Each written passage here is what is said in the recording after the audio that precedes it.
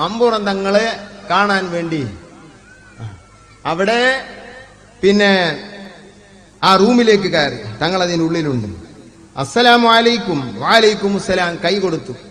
സുബ്ഹാനല്ലാഹ്. കൈ കൊടുത്തിട്ട് ഈ പണ്ഡിതൻ ഇങ്ങനെ ചുമരിലേക്ക് നോക്കുമ്പോ ചുമരിൽ മുഴുവനും ജീവികളുടെ ചിത്രങ്ങളാണ്. ജീവികളുടെ ചിത്രങ്ങൾ ചുമരിൽ വെക്കൽ ഹറാമാണ്. നമ്മൾ വെക്കരുത് സഹോദരങ്ങളെ. മനുഷ്യന്റേത് തീരെ വെക്കരുത്. അപ്പൊ കുറെ ജന്തുക്കളുടെ കാക്ക, കുയില് പോലുള്ള കുറെ ജന്തുക്കളുടെ ചിത്രങ്ങൾ ചുമരിൽ വരച്ചിട്ടിട്ടുണ്ട്. ആ ചിത്രങ്ങൾ കാണുകയാണ്. അപ്പോ ആ ചിത്രങ്ങളൊക്കെ കണ്ടപ്പോ ഈ സയ്യിദിനിക്ക്, ഈ വന്ന സാഹിബുൽ ബക്കറിന് വല്ലാത്ത പ്രയാസായി. കൈയിന്ന് കൈ ഇങ്ങോട്ട് വലിച്ചിട്ട് പറഞ്ഞു, ഇതാണോ ഖുതുബ് സമാൻ? ഈ ചിത്രങ്ങൾ മുഴുവൻ ചുമരിൽ വരച്ചിട്ടിട്ട് ഈ റൂമിൽ ഇരിക്കുന്ന ആളാണോ ഖുതുബ് സമാൻ എന്ന് പറഞ്ഞിട്ട് ദേഷ്യം പിടിച്ചിട്ട് ഇങ്ങോട്ട് ഇറങ്ങി.